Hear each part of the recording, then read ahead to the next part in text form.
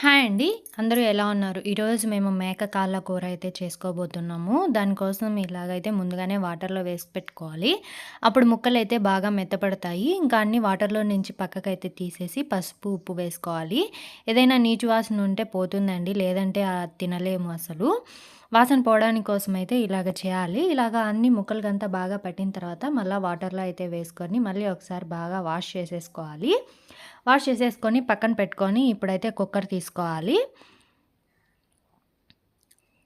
ఇంకా కుక్కర్‌లో కొద్దిగా ఆయిల్ అయితే వేసుకోవాలండి. ఇది ఆరోగ్యానికి చాలా మంచి రెసిపీ.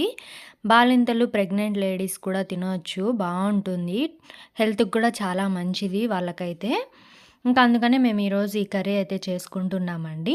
ఇంకా ఇదంతా బాగా కలుపుకున్న తర్వాత ఆయిల్‌లో కొద్దిగా పసుపు, రుచికి సరిపడినంత ఉప్పు, కొంచెం కారం పొడి వేసుకొని మళ్ళీ ఒకసారి బాగా మిక్స్ చేసుకోవచ్చు.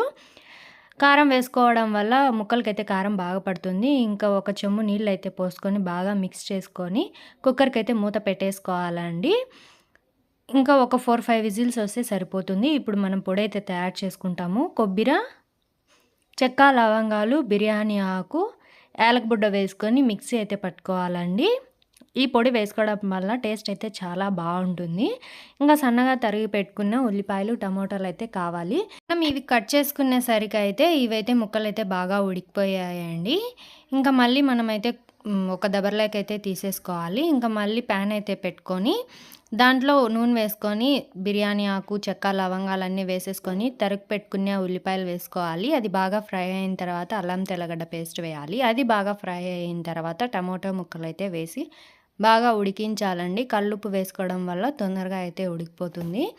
అందుకే కల్లుప్పు అయితే వేస్తున్నాము. ఇంకా పసుపు, కారం పొడి అయితే వేయలేదు. 2 టేబుల్ స్పూన్ ధనియాల పొడి అయితే వేసుకున్నాము. ఎందుకంటే అల్లం తెల్లగడ్డ పేస్ట్ ముందే ముక్కల్లో అయితే కారం పొడి వేసాం కాబట్టి ఇప్పుడైతే మేము వేసుకోవడం లేదు. ధనియాల పొడి మాత్రమే వేసుకున్నామండి. పసుపు కూడా వేసుకున్నాము. ఇవంతా బాగా మిక్స్ చేసేసుకొని ఇప్పుడైతే ముందుగా ఆడించి పెట్టుకున్న కొబ్బరి పొడి కూడా వేసేసుకున్నామండి. వేసుకొని బాగా మిక్స్ చేసుకోవాలి. ఇంకా ఇదంతా వేగిన తర్వాత ఇప్పుడు ముందుగా మనం దబరలో తీసి పెట్టుకున్న ముక్కలైతే వాటర్‌తో సహా వేసేసుకోవాలి. వేసేసుకొని బాగా మిక్స్ చేసేసుకోవాలండి. ఈ విధంగా అయితే వస్తుంది. కర్రీ అయితే చాలా సూపర్బ్‌గా ఉన్నిందండి. ఇప్పుడైతే కారము, ఉప్పు కొద్దిగా తక్కువైనాయి మాకైతే. అందుకే మళ్ళా మేమైతే వేసుకుంటున్నాము. నాకైతే ఇది తినడం ఇష్టం లేదండి. కానీ నిన్న చేసినప్పుడు మేమైతే చాలా బాగా తిన్నాను. ఇంకా ఫైనల్‌గా గార్నిష్ కోసం కొత్తిమీర వేసేసుకుంటే సరిపోతుందండి. ఇంకా కొద్దిగా ఉడకాలి కాబట్టి కుక్కర్‌కి రబ్బర్ అయితే తీసేసి ఊరికే మూత అయితే పెట్టేసాము. కొద్దిసేపు తర్వాత ఇలాగైతే వచ్చేసిందండి. కర్రీ అయితే చాలా బాగుంది. ఇంతే అండి. వీడియో నచ్చితే గనుక లైక్ చేసి, షేర్ చేసి, కామెంట్ అయితే చేయండి. ఓకే. Thank you.